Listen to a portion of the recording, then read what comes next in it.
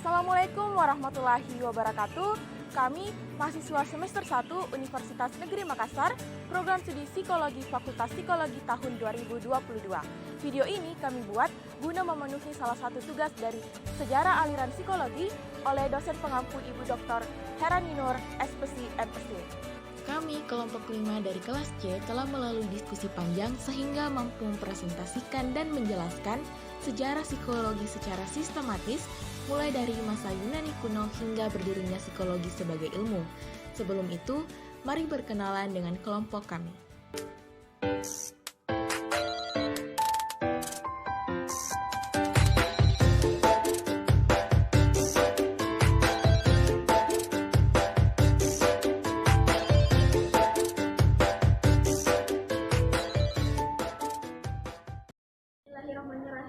Kita masuk ke materi pertama, yaitu Yunani kuno. Yunani kuno adalah sama Yunani Arkais abad ke-8 sampai abad ke-6 sebelum Masehi sampai berakhirnya abad kuno. Peradaban ini mencapai puncak gemilangnya pada Yunani klasik abad ke-5 sampai abad ke-4 sebelum Masehi. 3 hal penting yang menjadi wacana serius pada masa Yunani kuno. Yang pertama ada metafisika, yakni wacana mengenai apa realitas itu. Yang kedua ada epistemologi, yakni wacana terkait sumber pengetahuan yang dianggap valid adalah yang terkemuka. Dan yang ketiga ada moralitas, yakni wacana terkait apa yang benar dan salah. Adapun filsuf pada masa Yunani kuno, yang pertama ada Thales, orang naturalis yang menekankan pentingnya penjelasan alamiah dan meminimalisir penjelasan supernatural. Yang kedua ada Heraklitus, baginya tidak ada sesuatu yang konstan. It is people to step it into the spiral. Yang ketiga ada Parmenides, filsuf pertama yang memperkenalkan Psychology of Being, yang menyampaikan idenya tentang rasionalisme. Dan yang keempat ada Epicurus, filsuf pertama yang berbicara tentang teori perspektif. Yang kelima ada Pythagoras, yang menganalogikan dunia dari dunia abstrak dan dunia fisik yang saling berinteraksi. Dan yang keenam ada Hippocrates, merupakan seorang dokter yang mengenal 4 elemen dasar, yakni air, api, tanah, dan udara. Dan yang ketujuh pemikiran psikologi kaum Sofit, memiliki pandangan bahwa kebenaran itu bersifat relatif, tergantung pada kemampuan retorika dan logika dalam meyakinkan orang-orang. Yang kesembilan ada Plato, pemikirannya meliputi masalah-masalah etika, politik, hukum, agama, seni, epistemologi, dan psikologi. Dan yang terakhir ada Aristoteles, yang menggunakan rasio dan pengalaman indrawi dalam memperoleh pengetahuan. Materi kedua yang membahas mengenai masa Helenistik hingga Eropa memasuki abad ke-8. Periode Helenistik atau era Helenistik adalah masa yang berlangsung setelah penaklukan Alexander Agung. Istilah ini dikemukakan oleh sejarawan G.B. Dorsen. Pada masa ini, pengaruh budaya dan kekuasaan Yunani mencapai pada puncak Eropa dan Asia. Masa ini kadang disebut masa transisi atau bahkan disebut masa kemunduran. Periode ini dimulai setelah kematian Alexander pada tahun 323 sebelum Masehi dan berakhir ketika Romawi menaklukkan daratan Yunani pada tahun 146 sebelum Masehi, atau ketika negara penerus Alexander yang terakhir mengalami kejatuhan, yaitu kerajaan Ptolemaic di Mesir pada tahun 31 atau 30 sebelum Masehi. Dalam pertempuran Equium, periode Helenistik dicirikan dengan adanya gelombang baru koloni yang didirikan oleh kota-kota dan kerajaan-kerajaan Yunani di Asia dan Afrika. Proses terbentuknya kebudayaan Helenistik bermula ketika Raja Filsuf II Makedonia mulai menganeksi wilayah di Yunani, tepatnya di Thalassenia dan Magnesia pada 352 sebelum Masehi. Sebelum era Renaissance, Eropa mengalami periode sejarah yang disebut abad pertengahan. Era ini juga sering disebut sebagai abad ke-8 atau Dark Age. Saat itu banyak terjadi perang, kelaparan, dan pandemi. Wabah Black Death juga terjadi di era ini. Zaman ke-8 merupakan sambungan antara runtuhnya kekaisaran Romawi dan Renaissance atau munculnya kembali peradaban lama pada abad 5-10 atau 400-900 Masehi. Di zaman ke-8, segala keputusan pemerintah dan hukum negara tidak diambil berdasarkan demokrasi di parlemen, seperti ketika zaman kekaisaran Romawi. Abad ini disebut juga dengan abad ke-8 dikarenakan adanya kekuasaan agama yang bersifat absolut dan di gereja. Kondisi tersebut menyebabkan sejumlah penyimpangan dan peristiwa sejarah yang kelam, seperti keterbatasan ilmu pengetahuan, maraknya mitos dan tahayul, inkuisisi, dan sebagainya. Pada zaman ke-8, kehidupan masyarakat Eropa diwarnai kemiskinan dan peperangan. Selain itu, pendidikan dan ilmu pengetahuan tidak berkembang. Pemikiran pada Kekaisaran Romawi. Dua pemikiran filsafat tadi yakni Epicurean dan Stoicism sehingga membangun kembali filsafat Plato yaitu Neoplatonis, sebuah aliran yang mengedepankan aspek mistik dari filsafat Plato sehingga mengurangi aspek rasionalisnya. 1. Plato. Pandangan Plato banyak dipengaruhi oleh Bibli. Menurutnya manusia terdiri dari jiwa dan raga yang terpisah. Raga yang terbuat dari tanah, sedangkan jiwa yang merupakan bagian dari cahaya Tuhan. Kedua, ada Galen. Galen merupakan seorang dokter pada Kekaisaran Romawi kuno. Ia telah melakukan suatu penelitian eksperimen mengenai obat-obatan untuk penyembuhan hingga memahami sebab akibat dari kematian. Galen percaya bahwa fungsi biologis dan psikologis manusia digerakkan oleh sesuatu yang disebut animal spirit.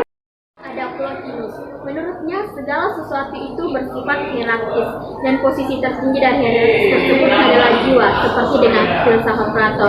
Plotinus juga berpendapat bahwa jiwa adalah sesuatu yang bersifat imaterial dan terbelenggu dalam raga, sehingga jiwa tersebut mampu melepaskan diri melalui proses meditasi. Jika dalam aliran Stoik menyarankan untuk mencari kesenangan, Plotinus beranggap bahwa manusia perlu untuk membersihkan diri dari dunia yang material dan menyatukan dengan zat abadi untuk memperoleh kebahagiaan. Pada abad pertengahan, ilmu pengetahuan sangat berkembang pesat. Pada abad ke-7 sampai abad ke-14, terutama pada ilmu psikologi atau ilmu an-nafs, yang membahas tentang perilaku dan proses mental manusia. Bukan hanya identifikasi, berbagai bentuk gangguan kejiwaan pada saat itu juga sudah banyak berkembang bentuk-bentuk psikoterapi mengatasi gangguan kejiwaan. Ternyata sudah dikembangkan oleh beberapa pemikiran muslim saat itu, yaitu Al-Ashhad bin Qais Al-Kindi.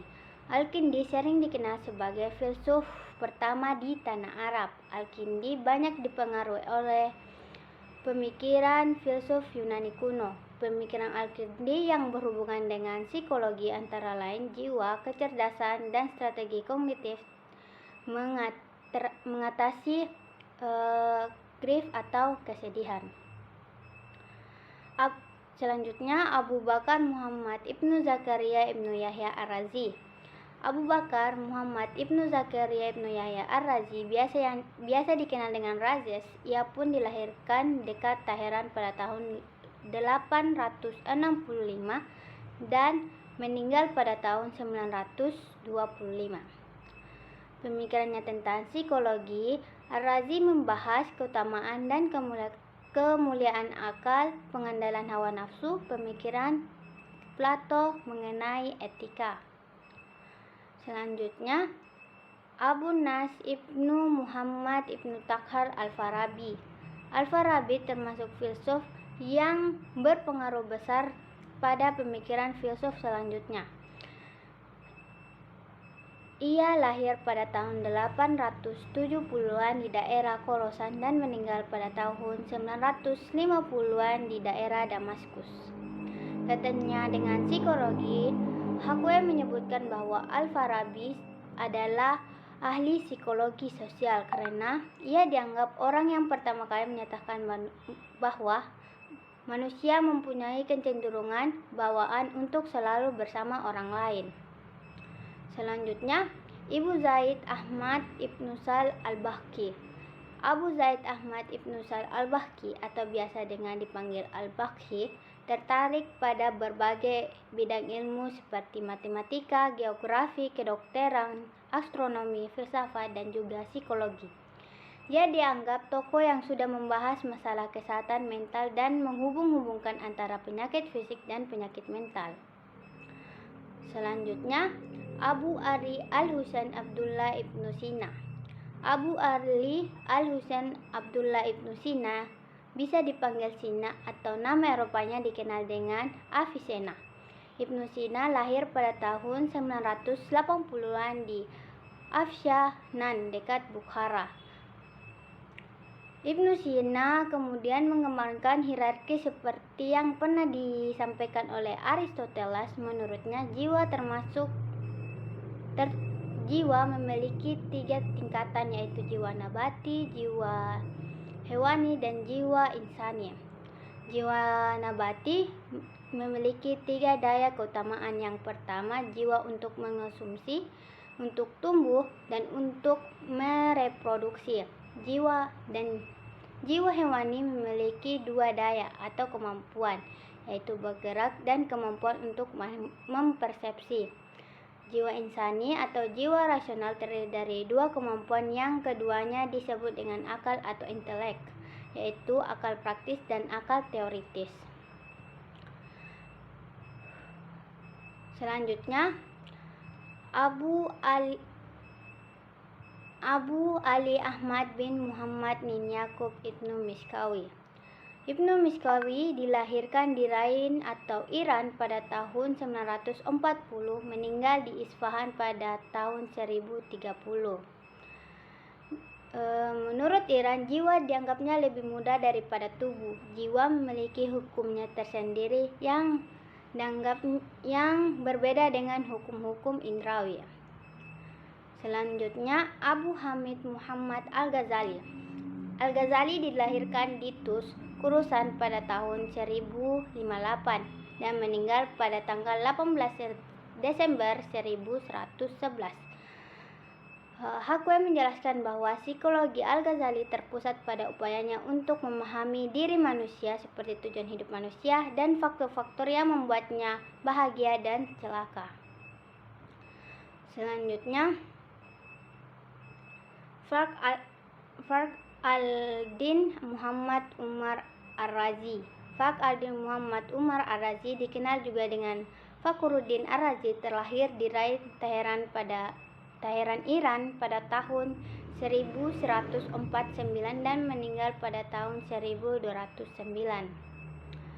Menurut Razi, secara alamiah manusia memiliki perbedaan personal, namun bawaan alamiah tersebut mungkin saja bisa berubah dan bisa terpengaruh oleh lingkungan ataupun situasi.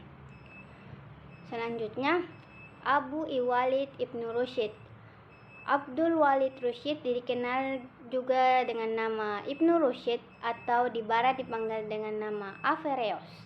Ia dilahirkan di Cordoba, Spanyol pada tahun 1126 dan meninggal di Marquez pada 1198. Pikiran Rusyid yang berhubungan dengan psikologi antara lain mengenai jiwa, kecerdasan, dan kebahagiaan, tapi berbeda. Masa Renaissance atau masa kelahiran kembali merupakan gerakan budaya yang terjadi pada abad ke-14 hingga abad ke-17. Gerakan ini muncul pertama kali di pusat kekuasaan Gereja Italia, kemudian menyebar secara luas di dataran Eropa yang dimulai pada tahun 1450 hingga 1600. Saat keruntuhan Kekaisaran Romawi, perkembangan peradaban Eropa seperti meredup selama kurun waktu 1000 tahun setelah keruntuhan Kekaisaran Romawi. Eropa berada dalam peradaban abad pertengahan. Masyarakat Eropa abad pertengahan adalah manusia yang kehidupannya didominasi oleh gereja. Gereja dengan para pendetanya mendominasi kegiatan pengembangan dunia pemikiran. Akibatnya inovasi dalam dunia pemikiran menjadi sangat terbatas, sehingga pada abad pertengahan disebut juga abad kegelapan atau Dark Ages.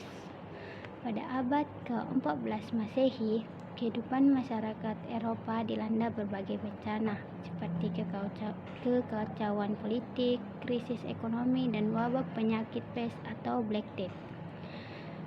Hingga abad ke-15, kehidupan masyarakat Eropa mulai membaik seiring berkembangnya Renaissance. Latar belakang Renaissance. Yang pertama, munculnya kota-kota dagang yang makmur yang menghasilkan tatanan kehidupan baru dengan munculnya kaum borjuis atau kelas menengah. Yang kedua, munculnya golongan humanis atau gerakan untuk mengembalikan nilai-nilai kemanusiaan. mendorong berkembangnya semangat Renaissance. Golongan humanis menentang berbagai pembatasan yang ditetapkan oleh pemerintah atas saran pihak gereja. Yang ketiga, ketertarikan kembali masyarakat Eropa pada filsafat serta kebudayaan Yunani dan Romawi kuno. Para pemikir Eropa pada waktu itu menemukan bahwa filsafat kuno mampu menjawab sejumlah pertanyaan yang tidak terjawab oleh pihak gereja. Yang terakhir, Renaissance juga didorong dengan terjadinya modernisasi dalam berbagai aspek kehidupan. Adanya tuntunan untuk mengadakan perubahan menyebabkan kemajuan di bidang pengetahuan dan seni.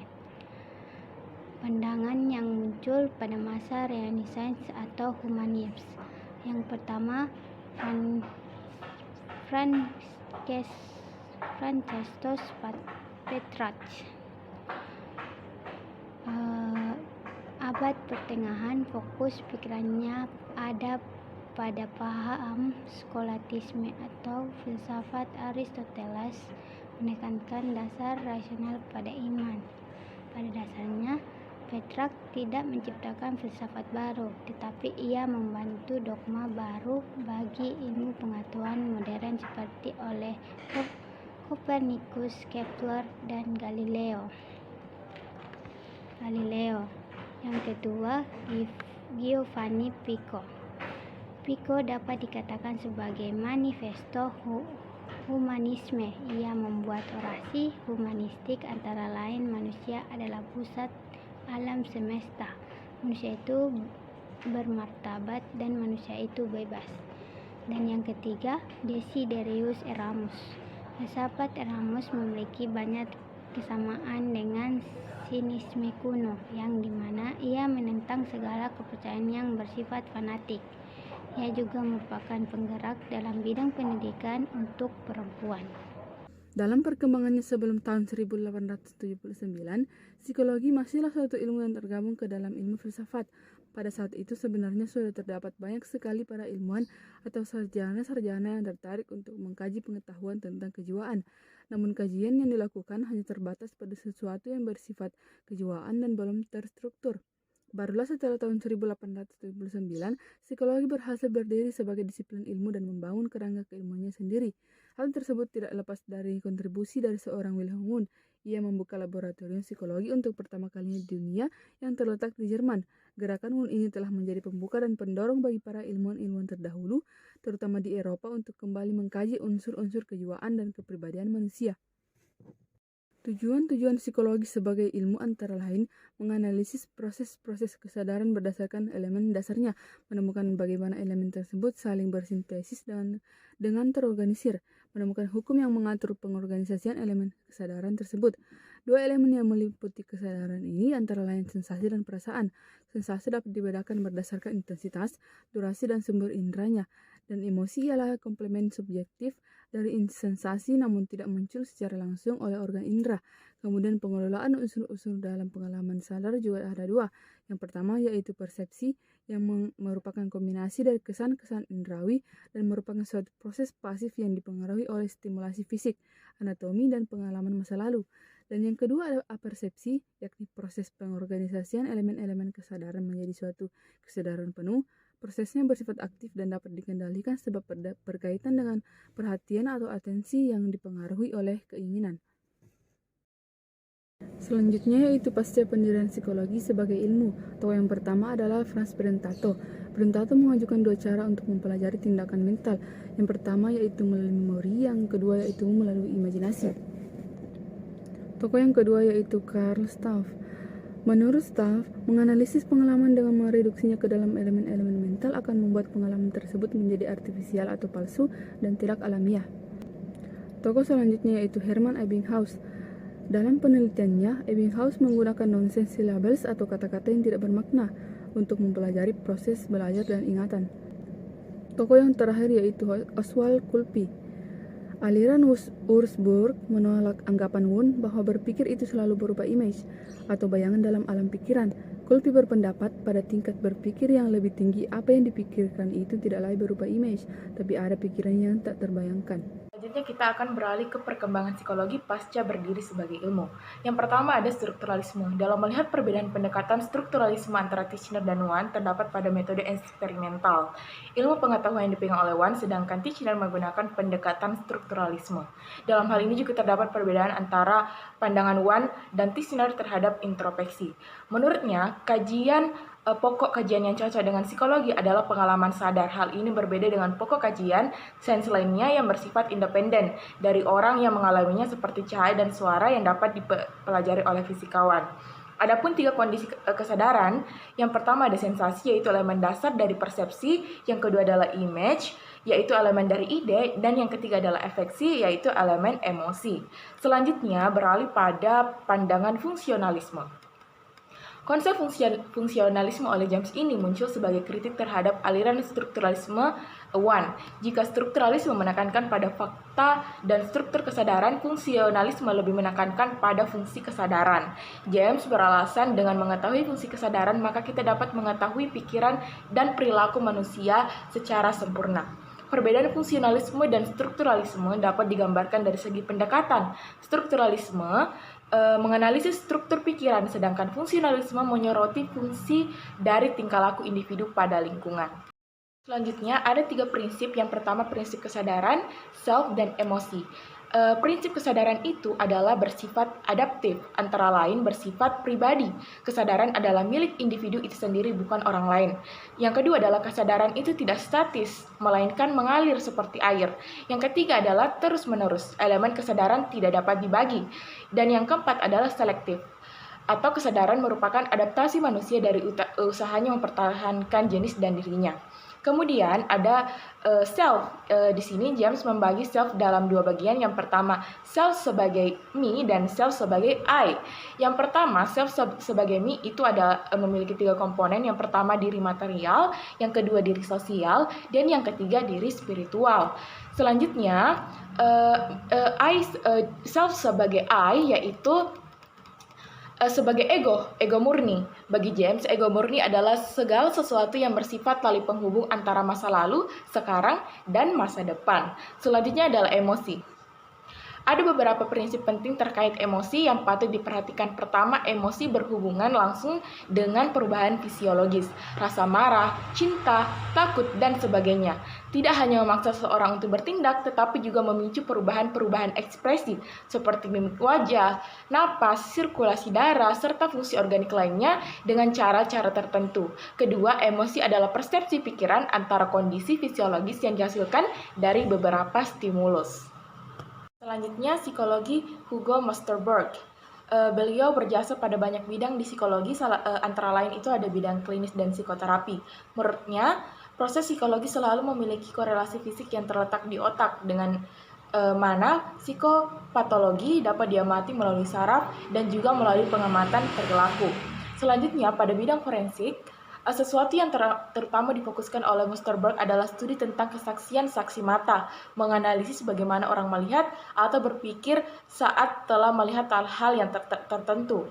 Kemudian pada bidang industri, dalam karya utamanya Psychology and Industrial Efficiency, ia menyarankan bahwa produktivitas dapat ditingkatkan dengan 3 jalan. Yang pertama, menemukan orang yang terbaik dengan menciptakan pekerjaan yang terbaik dan dengan menggunakan pengaruh psikologis yang disebut Mosterberg pengaruh yang mungkin possible effect atau mendorong karyawan.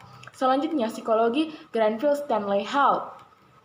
Teori rekapitulasi Hall menjelaskan bahwa setiap orang pergi atau berjalan melalui 2 kesempatan, yaitu fisik dan somatik yang diikuti oleh skala evolusi dari pikiran dan badan.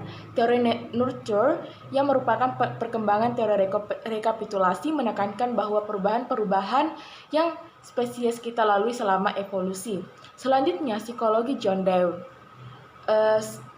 Salah satu ungkapan psikologi awal John adalah kritik terhadap konsep busur refleks, yakni perilaku adalah cara yang semakin berpengaruh untuk menjelaskan perilaku manusia secara empiris dan eksperimental menggunakan stimulus respon. Secara efektif, John Dewey menunjukkan bagaimana model busur refleks yang bermaksud menghilangkan asumsi metafisik. Psikologi dari sudut pandang John McCain-Cadell, mengungkapkan teori tentang faktor X. Dari temuannya itu, ia lalu mengembangkan sebuah alat ukur yaitu tes mental. Tes mental Cadell ini bertujuan mengukur variasi kapasitas kecerdasan dan melengkapinya dengan informasi tentang jarak pendekatan range of difference dalam kelompok tes yang diukur.